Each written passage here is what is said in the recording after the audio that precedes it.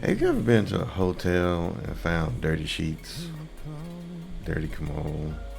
You ever made a bad first impression with your boss or somebody's trying to hire you that you wish you could take back, or you even tried some food that you just did not like the first time you had and somebody else just plotted?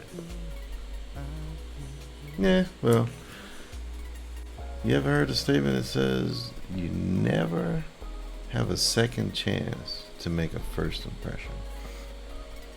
So, welcome to When Nice Guys Retaliate, where nice guys learn to be first. The title of today's video is Beware Recognizing the Law of First Impressions. Disclaimer, I'm not a psychiatrist or, anybody in the mental health field or whatever, but I just like people and just kind of analyze things just to figure out more about myself and how people think. The goal is basically to bring people together and recognize in things that we do as human beings that we may not really recognize that we do. The law of first impressions is basically a theory that first impressions can either have a very good effect on our lives, or they can have a negative effect on our lives. And depending on what you're talking about is going to determine what the effect is. I've based this off of experiences that I've had, and I want to share during this video. And I felt it was important to share my particular experiences and my thoughts on this subject in today's climate, because we have things going around like having unconscious bias and racism, white supremacy, you name it, we just about got it. And instead of people being brought more together, it seems like we're drawing further apart. And it's like people know what it is, they know how they feel about it, but they don't necessarily, I don't think how it's being explained or brought out to people isn't necessarily in the best way. So hopefully I can shed some light at least on what I think about the subject and the way I see it. I'm hoping to allow us as people to be able to come together better. So first thing I'm talking about is my story. Then I want to talk about, a couple of stories, experiences I've had, a movie. Then I'll get into relationships, and after that I'll kind of go into more first impressions, during that we have that are not necessarily come from us but made from other people. And then I'll talk about racism and white supremacy type stuff. But I don't want you to think it's solely based on just, white people or black people or Chinese people or whoever, because I think anybody can think they're better than anybody else. So we'll just try to look at it from that standpoint and go from there. So probably the biggest, I'd say one of the most pivotal experiences I've had in my life is I don't drink. I don't drink alcohol. And the reason why I don't drink alcohol is because of an experience I had when I was a kid. We've all grown up, and even today we have commercials about beer, whether it be Bud Light, Michelob, all these other things, and you'll see people having fun, relaxing, enjoying their time, partying, whatever, but it's just all good when you see it in the commercials. And then, of course, you see it in the movies, you see it on TV, and it just seems like the thing to do. And just like any kid, that TV was my first impression of basically beer, all right, alcohol. So it basically made me want to try it. That's what it was. It Media produced that desire in me, along with my desire to fit in, to drink beer. Okay, plain and simple. So one day, me being a crazy kid and very explorative, um, I found a beer can on the side of the road. Shameful thing. So I went and saw the beer can, and of course my parents don't drink or have alcohol around the house either. So it was, for lack of better words, my opportunity to try it. Okay. So I go out and I find it, and I'm thinking, okay, I'm just gonna taste it to see what it tastes like. I was not drink the whole thing. Just wanted to taste it, curiosity. So I picked the thing up, and just so happened I looked inside of it. Oh my goodness! And I saw like the biggest loogie you could ever see. I'm talking about. This makes me want to gag just thinking about it. And that first physical experience with seeing it, smelling it, and then seeing the loogie in it was ingrained in me. And so it just took away any desire for me to want to drink beer or alcohol or anything like that. I mean, it was a very traumatic experience, to say the least. So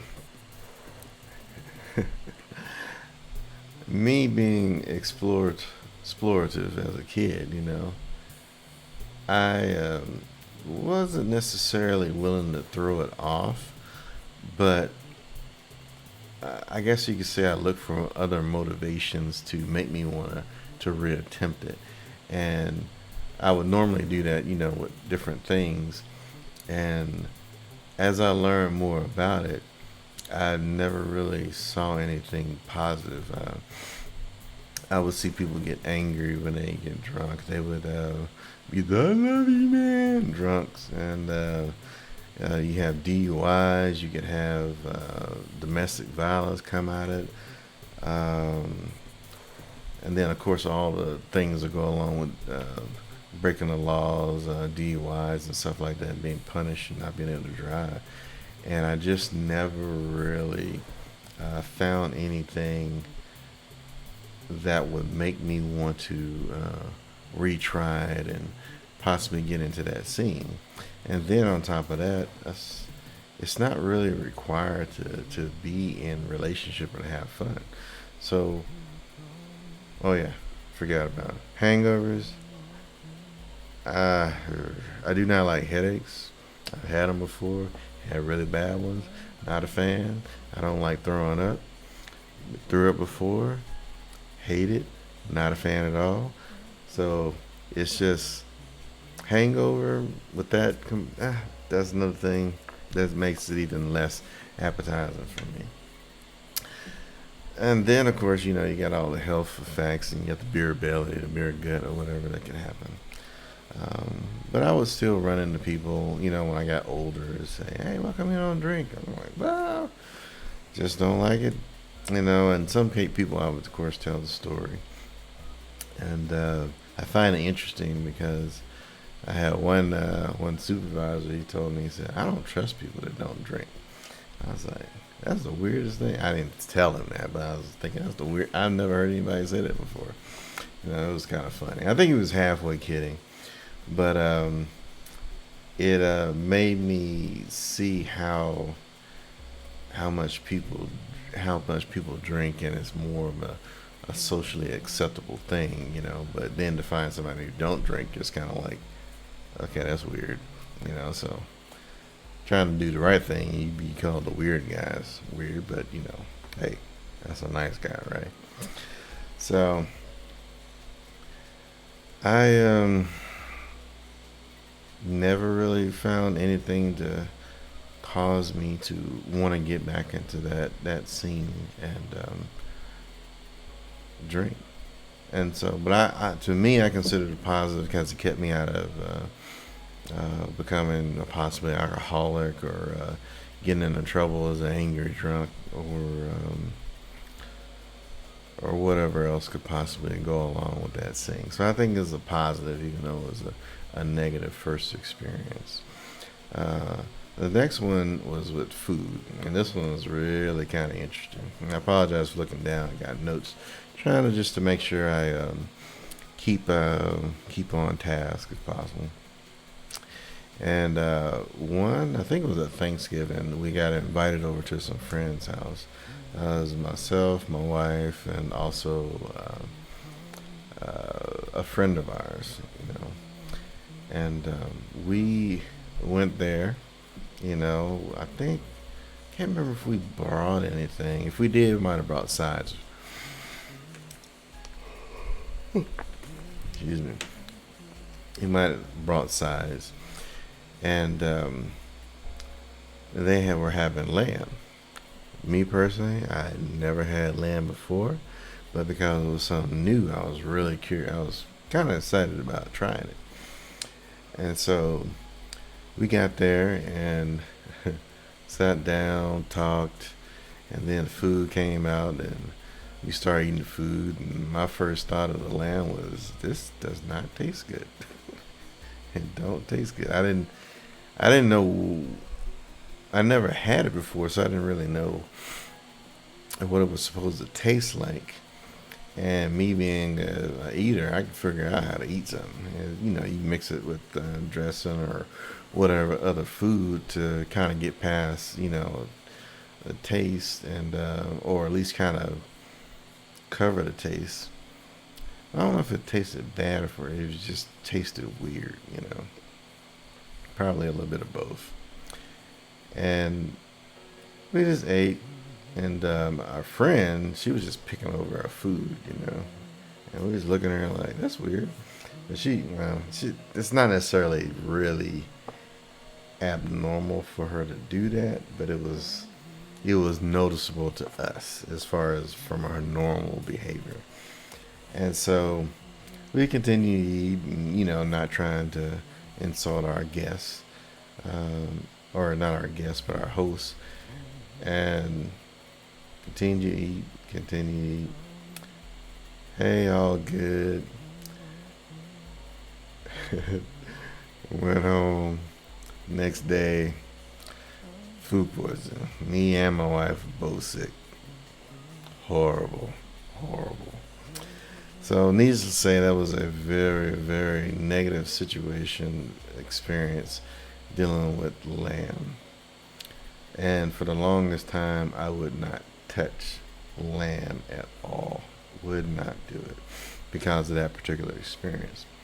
But I realized that was only one experience, and lamb was not something that's really common around the country, and probably in that area too. So many years later, I decided I wanted to try it, but I wanted to try it at like a restaurant or some place or a location where it's more prevalent, higher quality, stuff like that.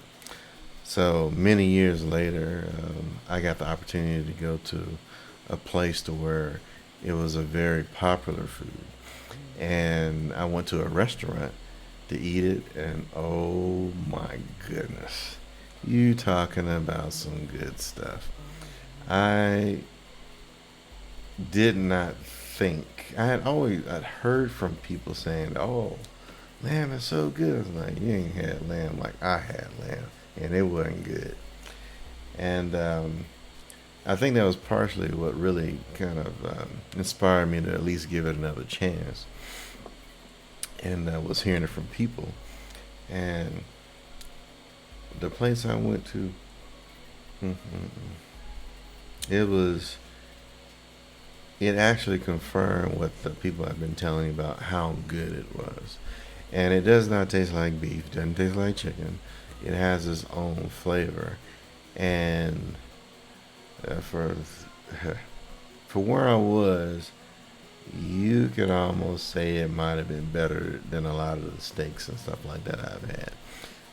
But it's just different, you know what I'm saying? But it was a good different. And so, me being able to not be held back by the first impression I had of it, it allowed me to enjoy an experience that otherwise I wouldn't have had. Because if I had just said, you know what, Lamb is just horrible, first experience was horrible, every other experience is horrible, that would have stopped me from continuing my experience, learning something new about it. The next thing I want to talk about was a movie which I think falls along the lines of impressions. And it made me think about how powerful thoughts are. And the movie is called Inception. Inception is so rather long. It's about a 2.5 hour long movie if you want to watch it. But it's got a whole lot of twists and turns in it. Very, very, very interesting. And you can get lost in it real quick if you're not keeping up with it. So don't turn away from it. But Inception has got a rather large cast of stars, some of which are Leonardo DiCaprio, who's the star of the movie, and then you have Tom Hardy in there, and a bunch of other people. I think Tom Berenger's in there, and some female actresses as well. But a very, very interesting movie. But the concept of the movie is basically they have this dream technology where they can invade people's dreams, and I think they also have the ability to defend against people invading into people's dreams, for suggesting ideas and stuff.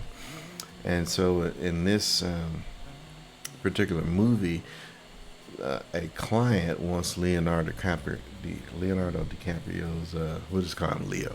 He wanted Leo's character to basically impose a thought on a CEO on a company to make him or inspire him to decide a certain way that would have been beneficial to Leo's character. But the focus of the movie was to do all of this preparatory stuff, go through a bunch of different methodology just to impose a single thought to make this guy change his mind on what he was going to do or go into a certain uh, um, make a certain decision. And my thought about that was like, that is so powerful. A thought, a single thought can make us determine a particular decision, a path to go. And the concept of beer commercials, fast food commercials, restaurant commercials, all of that stuff is to give us a thought, is to make us think about a particular product. Oh, I need that. And then the thought, if you relate the thought, it further causes that thought to be more concrete in our lives. But it all boils down to a thought and what we do to that thought in our mind.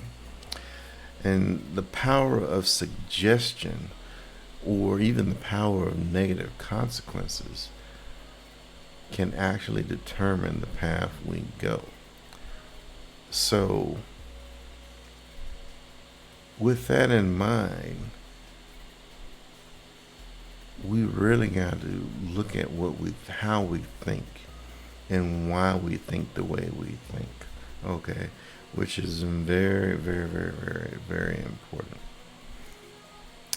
And it made me think about racism.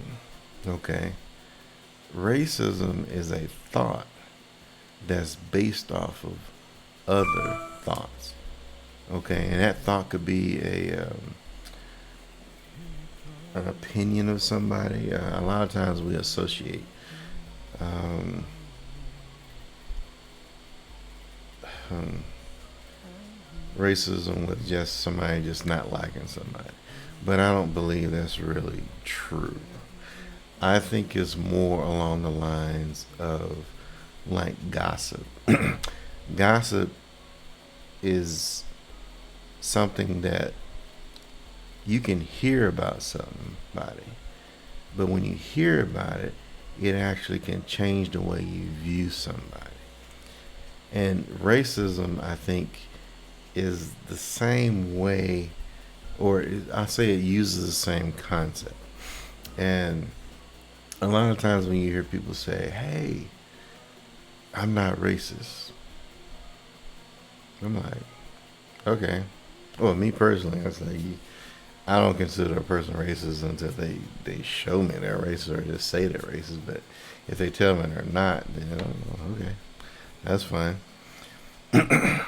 But I think what happens is that, and it really goes along the lines of supremacy too. And how it starts is you have a, let's just say you have a conversation with somebody. Hey, I hear black people blah blah blah. Oh, black people only have kids out of wedlock. If you don't have kids out of wedlock and your family doesn't have that, that'll create a negative point, let's just say, toward black people. Positive point toward your people, negative point toward black people. That in itself is an element of supremacy, seeing a moral superiority over somebody else. But it all stems from a thought. And it made me think about, there's a Bible scripture, I don't know if you guys read that, but there's a scripture that says, it's 2 Corinthians 5, chapter 5, verse 5. We demolish arguments and every pretension that sets itself up against the knowledge of God. And we take captive every thought to make it obedient to Christ. And I think that is important because every thought that we have has power in it. But a thought has no power until we act on it. We give power to a thought by acting on the thought. Or we take power away from the thought by not acting on the thought. But the thought in itself only has the ability to influence, not necessarily to cause something to happen if we're careful about it. Okay? And I look at it in the element of self-control. There are some people who just see stuff, think stuff, and they just do it. Period. So I would imagine, let's just say, an overweight person. All right. If you know you want a Twinkie, there ain't no stopping you from getting no Twinkie. You gonna get that Twinkie. All right. But if you know you're trying to lose weight, you're gonna think about the Twinkie. But then you're gonna be like, if I eat this Twinkie, that's 2,000 calories that I gotta go work off, which is gonna cause me to gain a pound. But if I eat something, let's just say I eat a half the Twinkie, half of one of the Twinkies, or just one of the Twinkies, you're actually exercising a type of self-control. Your first thought is to actually just eat the whole package of Twinkies, which is 2 Twinkies. But if you can modify that thought or even discard that thought, you can work towards your goal of actually losing weight. But only if you can capture your thought. It's okay to have thoughts, but the thing is what are you going to do with it? Okay.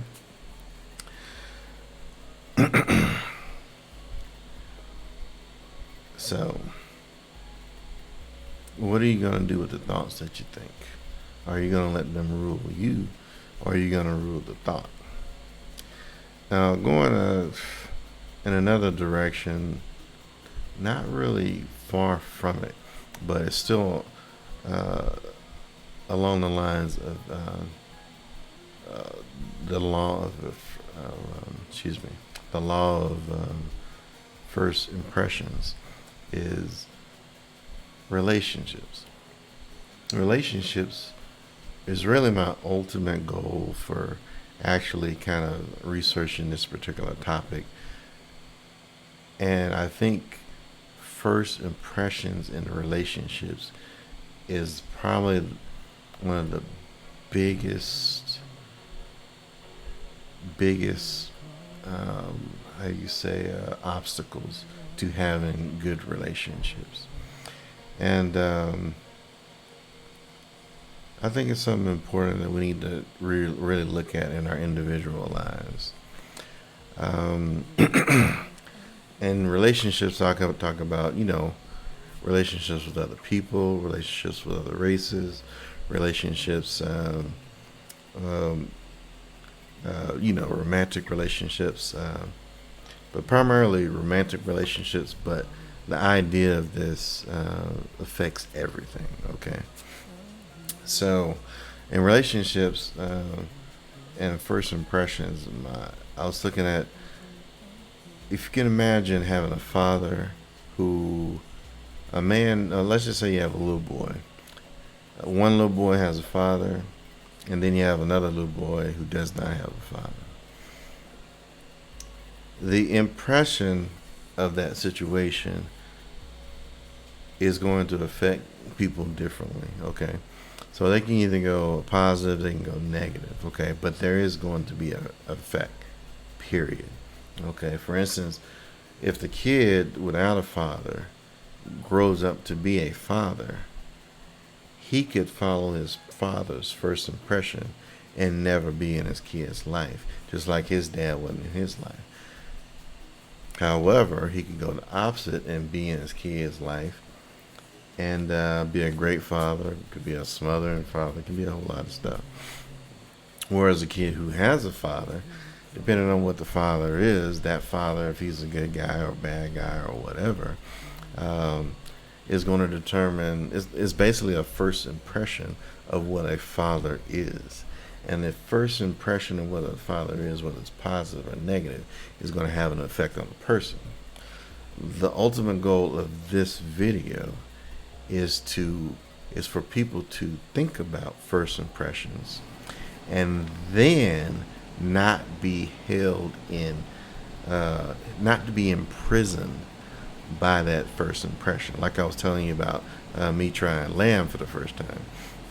Me trying lamb for the first time and hating it could have kept me from trying it again and having something, an enjoyable experience. In the same token, we got to be able to look at our personal experiences, our personal first impressions, and not let them destroy any other chances of seeing a positive example of that situation. So if you have a negative father or bad father, it shouldn't dissuade you from being a good father or seeing somebody else who has a good father, or letting that impression lock you into that particular situation. So it can also be with a white person have a negative experience with a black person, or a black person having a negative experience with a white person. Those first impressions, a really good example is police. My first experience with a policeman, which one was it? Can't remember if it was really positive. It might have been okay the first time, but I had another time where there was nothing going on, and it was a very negative experience just for me.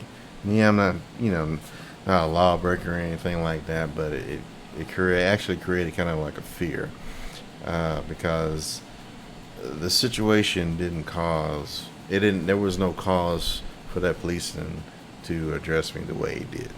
Okay. But even in that situation, I don't want to judge every policeman based off of that one situation. Okay? So I don't want to be locked into it. Another area is sexual, your first sexual experience is something else. You have molestation, you have rape, you have um, all kind of sexual experiences that can happen. You can have a positive sexual experience with a negative person, and that first impression is what sticks with you. Okay? But if you always, let's just say, you associate good sex with a abusive boyfriend, you have a positive mixed in with a negative, and you really want that good sex, but it comes at a cost. It comes at a penalty. But if that's the only thing you've seen, that's your first impression. You don't want to be locked into that, because there is somebody out there who's going to be really nice to you, and there's somebody out there who's going to be, sexually competent as well. But if you hold on to that first impression, you'll never venture out and find something new. Does that make sense to you? That is what I want you. That's the premise of this whole thing, is grabbing onto. Don't let your first experience, don't let your first testimony of it, of a certain situation, dissuade you. They just locks you into it where you never think you'll see anything different. Okay? So,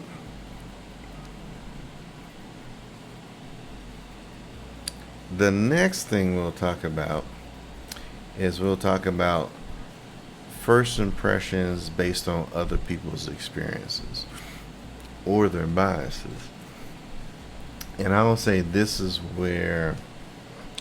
how I think racism and white supremacy gets started.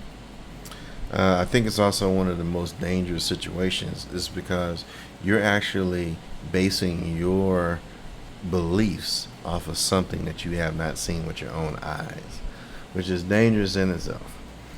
In some situations, you gotta kind of trust the person, hopefully, but people undervalue trust. We trust doctors, we trust scientists, but we cannot common people cannot confirm what a scientist, a doctor actually says. We don't have the money, we don't have the expertise to be able to do that. So we are giving them a lot of trust. I'm talking about like faith. We're putting a lot of faith in them. And sometimes they don't deserve it. But we have to trust God to trust them. Okay? And I don't think they really, really understand how much trust we're putting in them.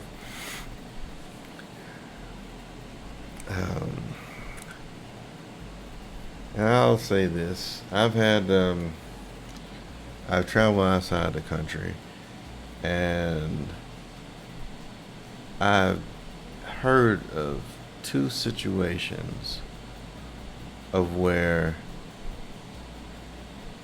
Americans have been basically considered bad people. And the source of this information came from other first world countries, let's just say. And they will tell other countries that we are bad people. Not me, black. I'm talking about American. Just American. There are other countries out there that give bad testimony about us as people. So when you go to another country, you don't ever know what they think about you. Even if you're white, you can go to another white country and you can be discriminated against. You can have a bias against you. Okay? Me being black, same thing, but it's almost like goes without saying. I want to have some type of bias because we just got bad press all over the place, seems like. But you, we as Americans have a bad rap, and a lot of times the problem with it is when you have a bad rap, but nobody gives you a chance to clear your name, so to speak. It's like being guilty without a trial. Okay. So, to me, racism toward other races or believing somebody else's perception as fact or their experiences as fact across the board, I think is a element of racism. Okay, but racism in itself, I don't think is built off of how do you say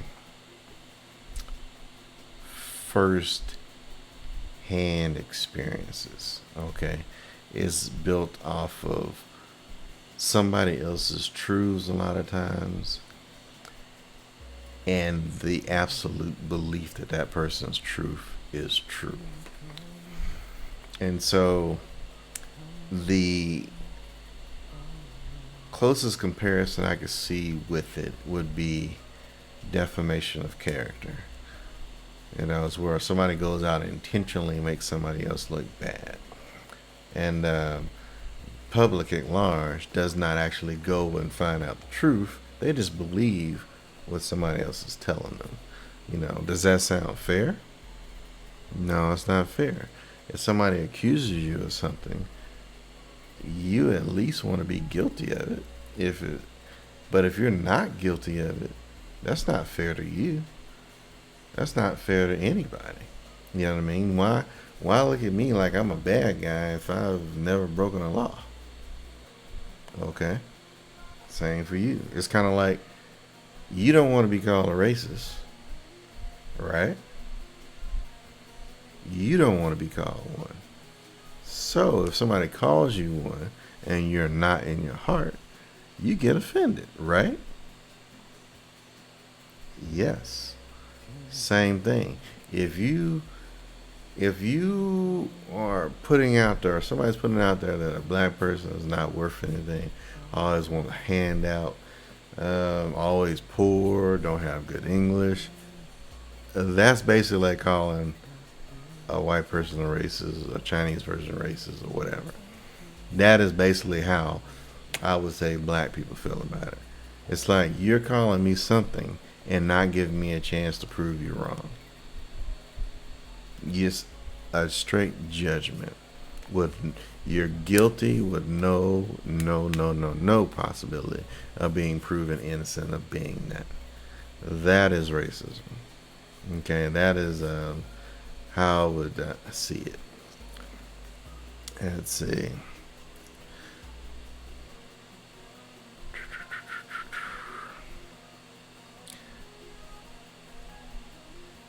We'll talk a little bit about racism and white supremacy. To me, the core of racism is, I believe, like I said previously, is basically a judgment. It's an absolute judgment with no ability to change how a person feels about another race, culture, religion, or whatever.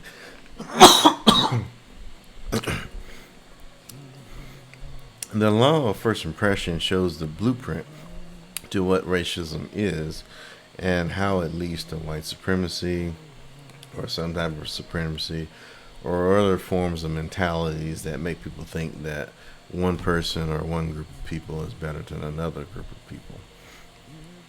Racism is a set of opinions provided to a person with some or no experience with the other race. The opinions can be preconceived or real, however, it's taught as an absolute truth. What makes it racist is not allowing the race to refute the current beliefs of another race.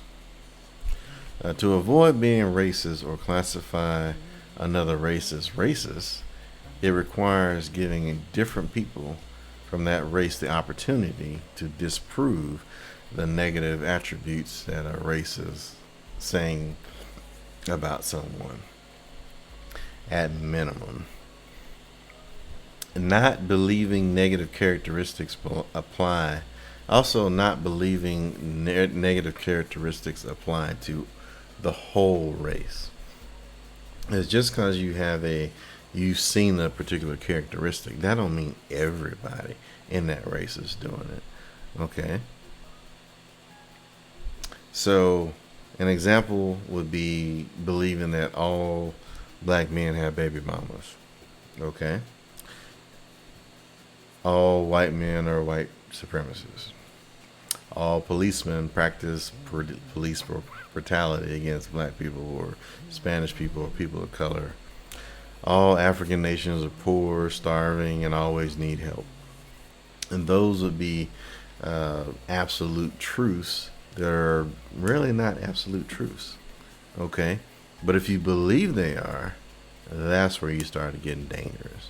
Okay? Now, white supremacy, or supremacy in general, could be any race. Okay, it could be black, could be Chinese, could be Indian, could be whatever. Okay, it is not necessarily based on hatred, although it's possible. White supremacy or supremacy would have to be based on negative press of a particular race.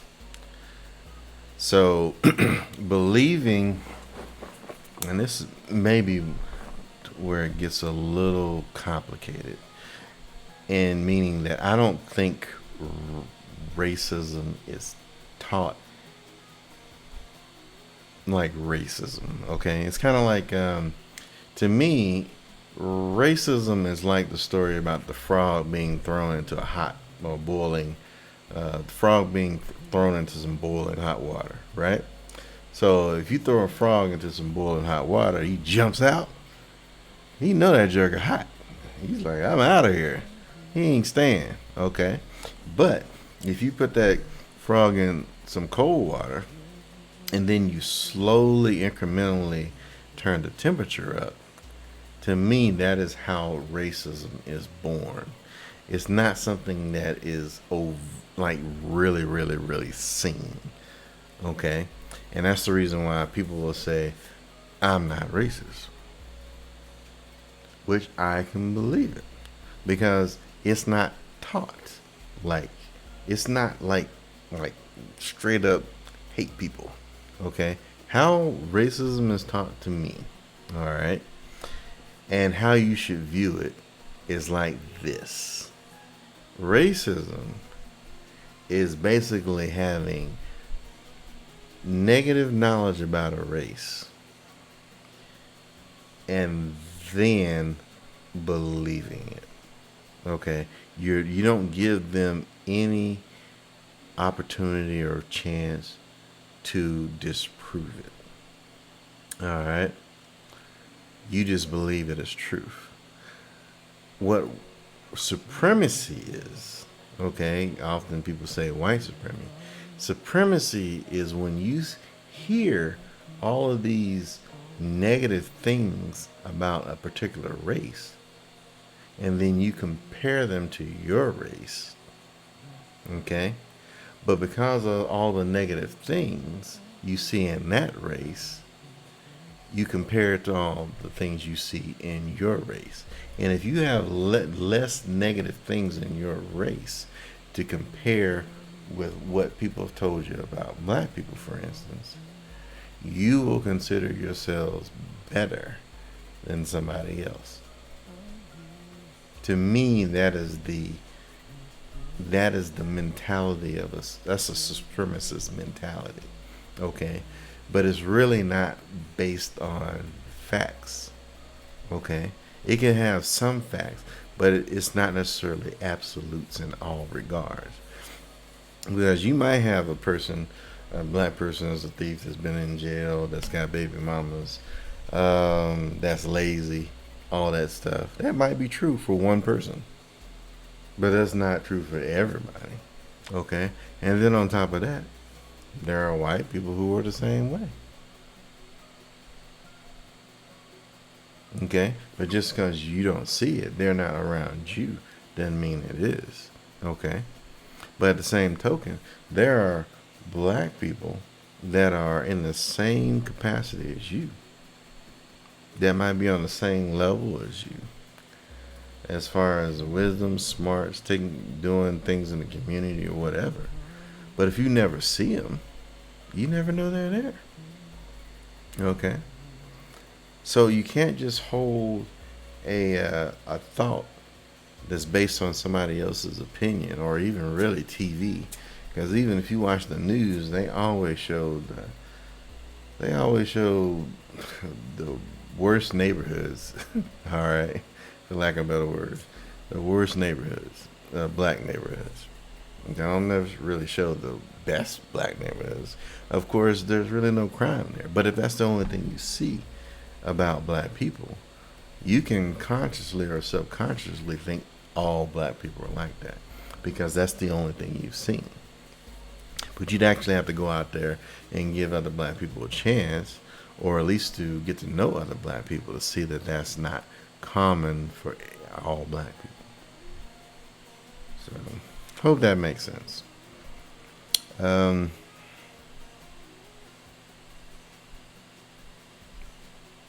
Now, let's just say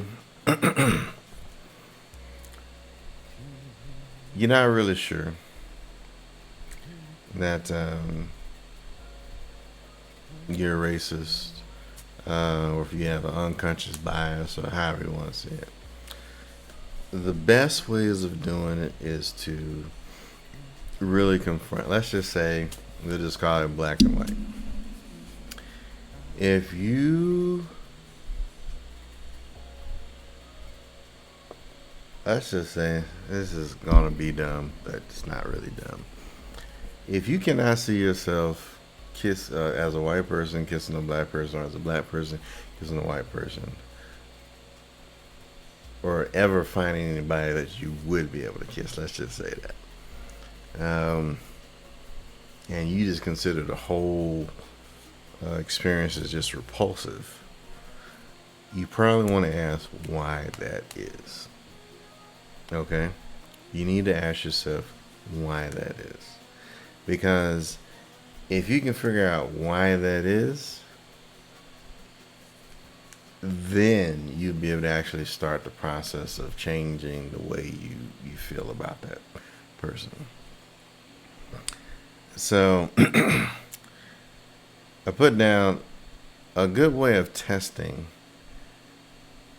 testing this theory, is you would allow your daughter or son to marry a black person, Muslim person, poor person, or pick whatever group you want to do. But if you would not, that may be a reason to consider looking at yourself, the reasons why. Because it could be based on a unconscious bias or a kind of a racist mentality, okay, or racist thought process, or to me, a thought process where it feels that you feel that your race is better than them, or that race is below you, however it is. A second way of doing it is if you yourself would marry or have a relationship with a person of a particular race, religion, or whatever. If the answer is no, then you must ask yourself why and be honest about the reasons. Because if you don't be honest about the reason, the next step in the process I'm going to tell you is not going to be effective. The next step is to find an antidote for racism or prejudice by finding someone to disprove the negative bias. If you can find someone, let's just say you would be totally opposed to marrying black people, right? But you actually meet somebody that you're attracted to, let's say sexually, we'll say mentally, class-wise, whatever, is to basically find somebody that's in that race that you would be okay with. All right? And by doing that, you cancel out the supremacy, I guess, of saying, okay, everybody's beneath me. Okay, but if you can find somebody that you can relate to, you can dispose that that thought, the mental block that everybody in that culture or race or whatever is bad. Okay, so disproving the negative views of a particular race, whatever, however it is, whether it be a person not being smart, not being attractive, whatever you name it, or not being nice. If you can disprove it, find somebody within that race to disprove the negative belief about them. You can destroy that thought process that another race is below you, or whatever you want to say it. But you always have to be prepared and open hearted to find that person, because you may not find that person right then and there. But the ultimate goal is to find somebody you can respect in that particular race and change the view of the whole race. Really, you want to look at people as individuals, really. Okay, everybody's going to be different. Everybody's going to have some level of crazy. Somebody's going to have some level of saneness. Okay. As far as the antidotes for supremacy is really find examples of people in each culture that make either you or your race equal to their race, equal to your race. Okay, is basically another way of saying is developing mutual respect. If you can look at somebody and not like them for whatever reason, that's a reason to question yourself. Okay, if you don't like a whole race, that is a really big reason to do this, because you got to find somebody in that race that you can respect and relate to take away that negative thought process of or that negative view of that particular race, person, whatever it is. Now this can be from male to female. It could be from white to black. It could be from Chinese to Puerto Rican.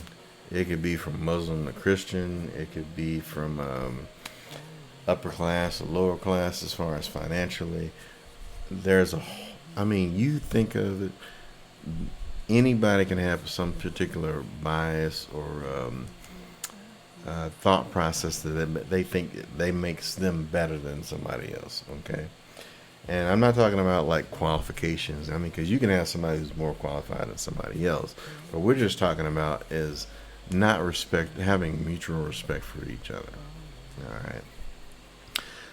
My last thing I'm going to talk about really is going to be a personal story about relationships and a very bad first impression that I believe most people in America could probably identify with. And that was when 9/11 happened. Okay. When 9/11 happened on September 11th, when the World Trade Towers went down in America, that was a very big turning point in history, in my opinion. I think it's probably the biggest turning point in the world, because I think it made Muslims, well, we'll say, but because really people didn't really know. I think most people didn't know. But when you heard the word terrorist, there was an automatic association with Muslim.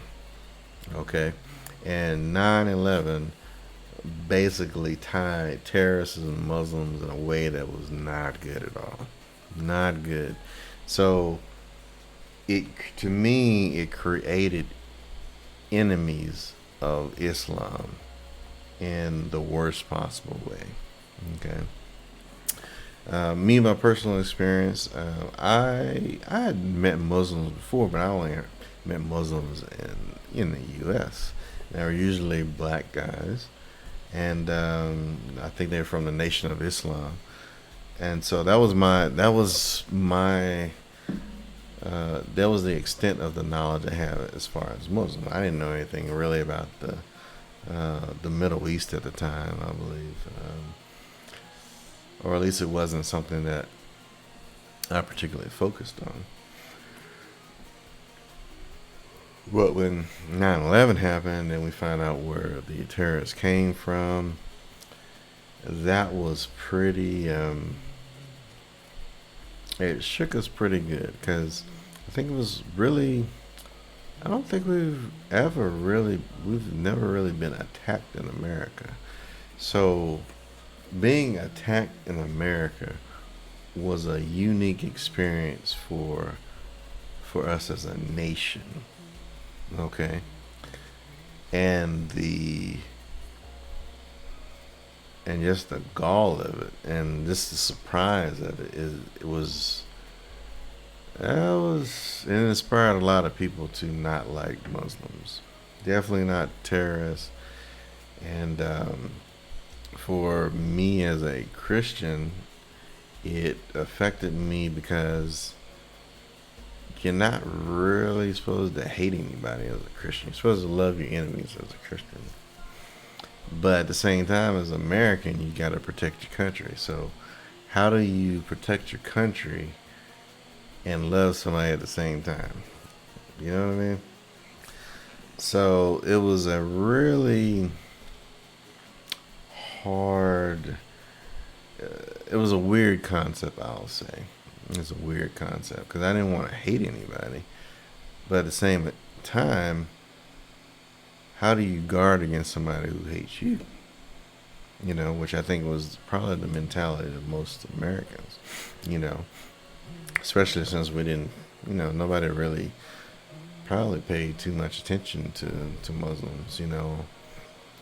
So after 9/11, I learned that Muslims came basically from other countries and, in the Middle East. And that was my first impression of Muslims from the Middle East and other parts of Africa and stuff like that.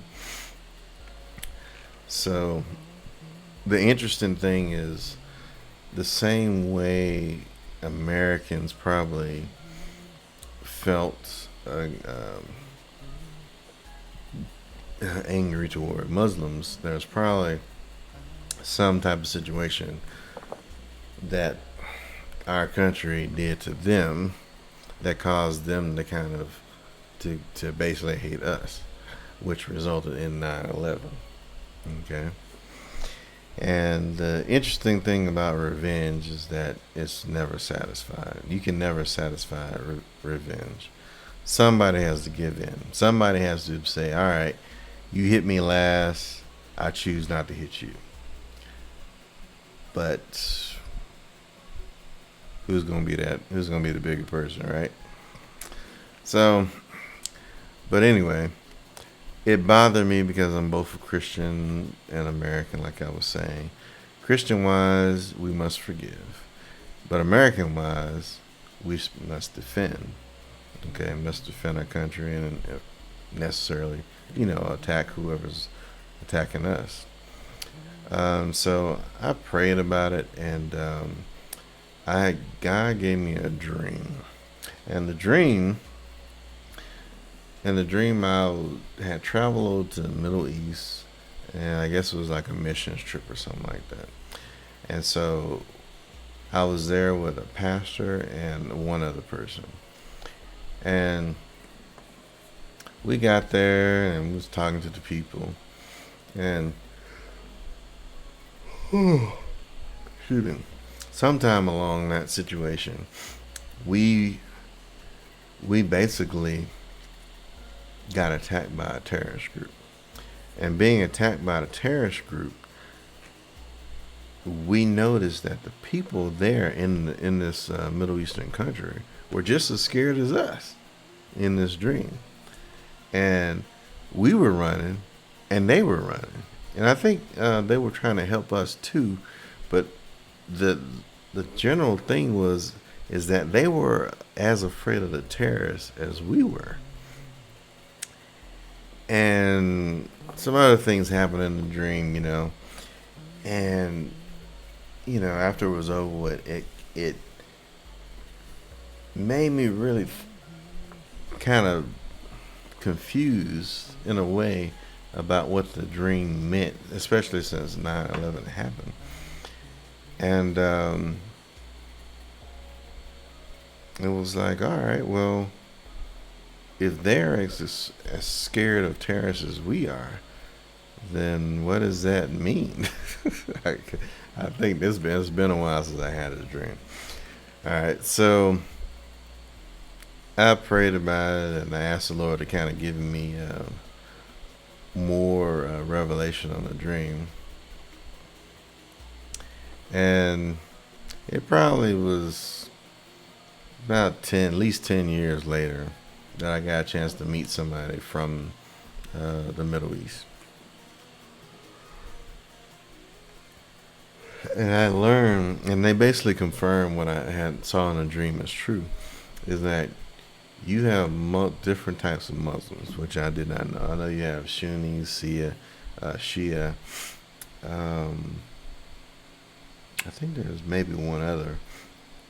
But these guys, even though they're all Muslims, they don't necessarily agree. It's kind of like, the Protestants and the Catholics fighting against each other, stuff like that.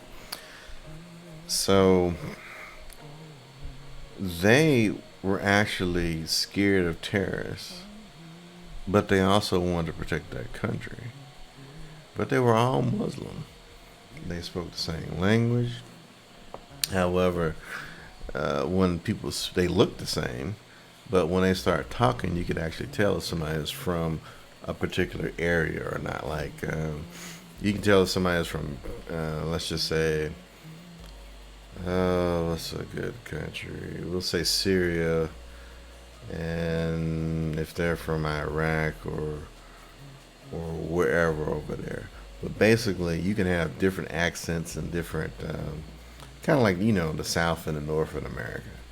So they got different ways of saying stuff up north and different ways of saying things down south. But you can tell if somebody's from up north or down south. Same thing as far as Arabic. Okay. And everybody looks American here, right? But you don't really know where they're from until they start talking. It's the same thing in Islam. But they were actually afraid of terrorists and trying to defend against it. So it really proved that dream to be true. But also found it disturbing that they can actually believe the same thing, look the same way, and they would still kill each other. Still kill each other, which is very sad. On the positive side, I learned that Muslims love their country, and their heritage and the heritage of Islam and Christianity are actually, they come to a common point. If you look at history, thought that was pretty cool.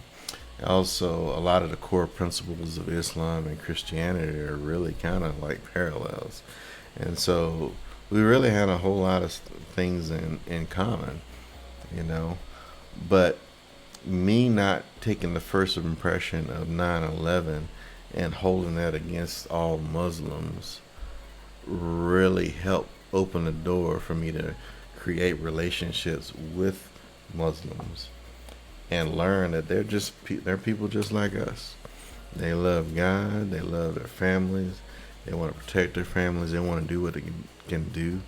They want to be successful. Some people want to come over here to the U.S. to visit just to see what it's like, and vice versa. You know what I mean?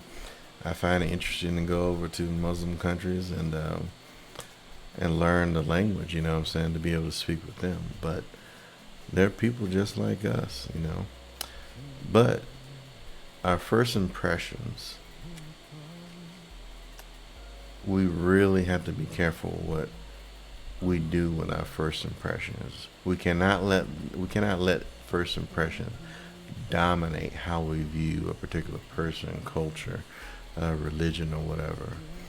We must be willing to give second, third, fourth, fifth chances to see if we can find a positive side of a culture or people or a situation, whether it be a food. Okay, so even if your first hot dog is horrible, try another hot dog somewhere else. Try a Chicago dog, try a Coney Island dog. But go somewhere else to give other opportunities to show that hot dogs can be good. You just got to find the right hot dog. Okay. Well, that's pretty much all I wanted to say. I hope you guys understand where I was coming from and take it to heart and use this idea as a tool to open up your hearts to be able to form mutual respect with people of different religions, different colors, whether it be black, could be African, you know what I'm saying? It could be African American, could be Caribbean, Afro Latinos, or whoever. Could be Puerto Rican, could be Chinese, could be Korean, could be Malaysian, wherever. We have people all over this planet. And the more grace we have to get to know each other, the more we can actually find and relate to each other. So, but thanks. This has been When Nice Guys Retaliate. Hope you guys take care and join me at the next